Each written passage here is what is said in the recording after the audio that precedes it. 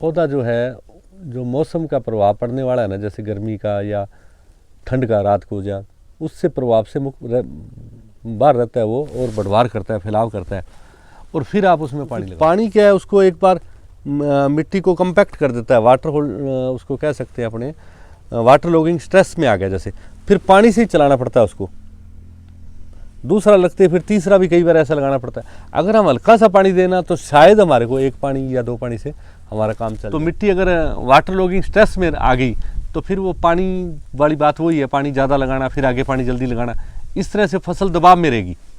छोटे छोटे beneficial microbes plant की तरह मिट्टी में होते थे, अभी भी हैं, तो उनको आप बचाए रखने के लिए ये चीज़ें ज़रूरी है। जो सरसों अपने कोशिश करो जो ज़मीन को ढक जाए और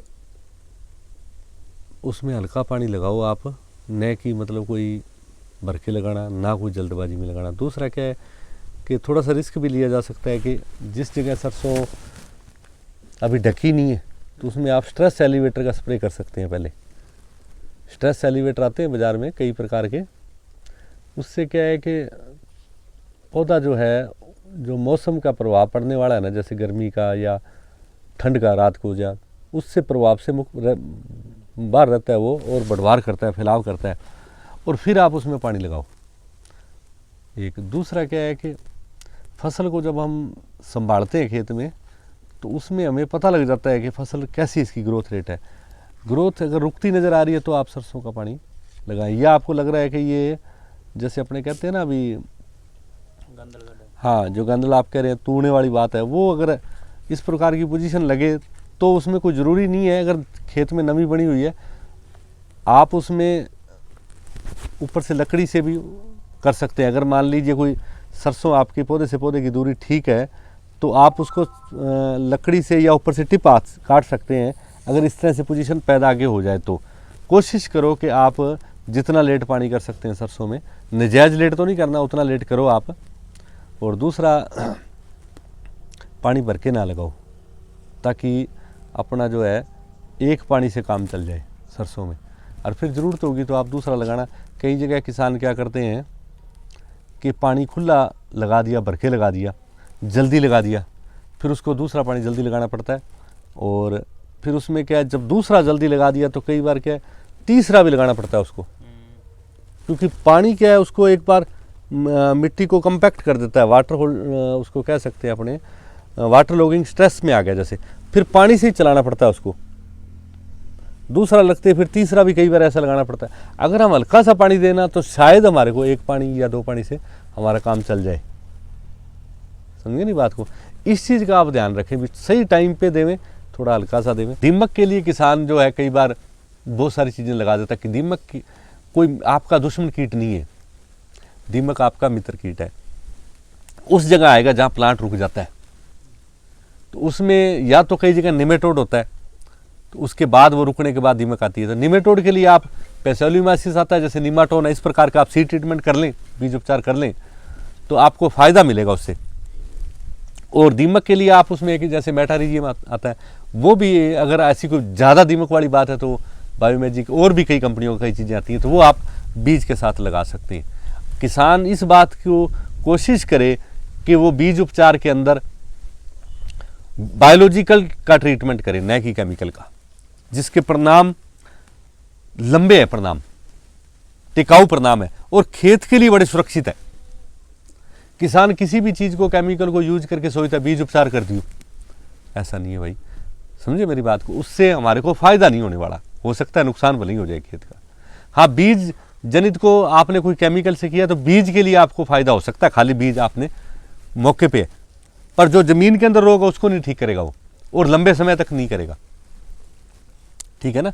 तो कोशिश करे किसान बीज उपचार के अंदर जो है बायो फर्टिलाइजर आते हैं अच्छी अच्छी कंपनियों के, उनका प्रयोग करें बीज उपचार में और उसका फ़ायदा लें। सरसों के अंदर भी अभी आपके सामने आप देखेंगे तो उसमें भी निमेटोड है, कई जगह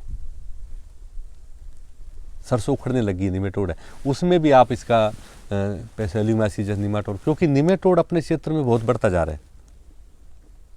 ये कारण खाली अपने ये मान लेने से कि हमारी मिट्टी बीमार होगी, चलो हम इसको धीरे धीरे ठीक कर लेंगे। मिट्टी बीमार होने के साथ साथ मिट्टी में विकार पैदा हो गए हैं। जैसे अपने नेमेटोड की बात करें, वाइट ग्रब की बात करें, फाइटोप्थोरा की बात करें, इस तरह की चीज़ें खेत में हमारे वो रहने लगी सुरक्षित। अगर हम इन जो मैंने बताया आपको भी, आप जैसे बाइकोरेप, ट्राइकोडर्मा इस प्रकार की चीज़ें यूज करते हैं या फिर निमाटोन वगैरह इस तरह से यूज करते हैं, तो क्या है, ज़मीन में ये स्थापित हो जाती हैं, ये इनोकुलम कर जाते हैं जीव, तो परमानेंट ये सोल्यूशन देते हैं उसका लगातार।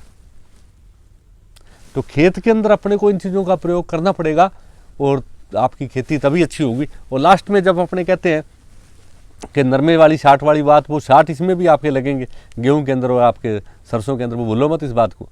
जो आप नीचे से ज़्यादा केमिकल डाल रहे हो वो तो अभी आपको सरसों में दिख रहा होगा कि सरसों हमारी काली पड़ गई, ऐसे दिखने शुरू हो गए होंगे, है ना।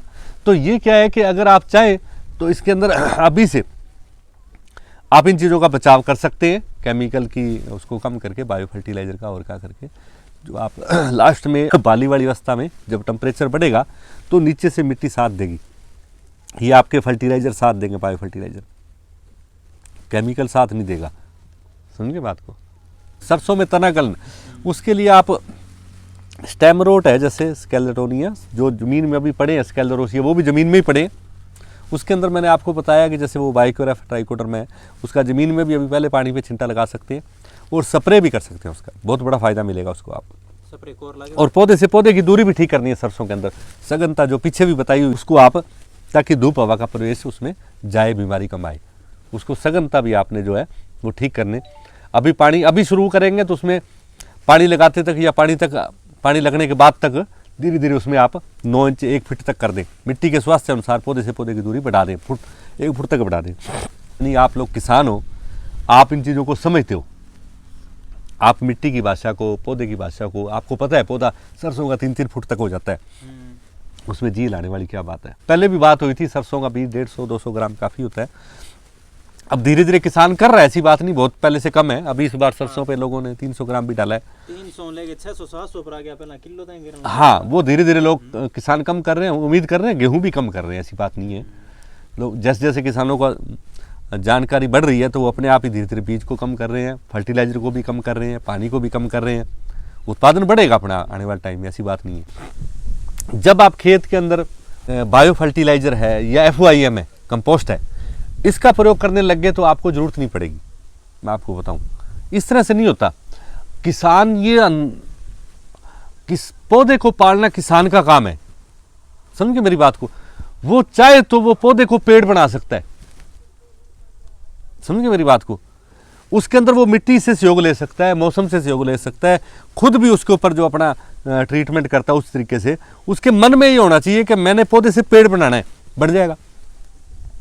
आप उसके अंदर ज़्यादा बीज डालने वाली बात नहीं है, बच्चों वाली बात है। बच्चे माँ बाप पालते हैं और वो संकल्प ले लेते हैं कि मैंने इसको ये बनाना है, तो वो बना देते हैं, डॉक्टर बनाना है या कुछ भी बनाना है, समझिए मेरी बात को। ऐसे ज़्यादा संख्या बढ़ाने से कुछ नहीं होने वाला है।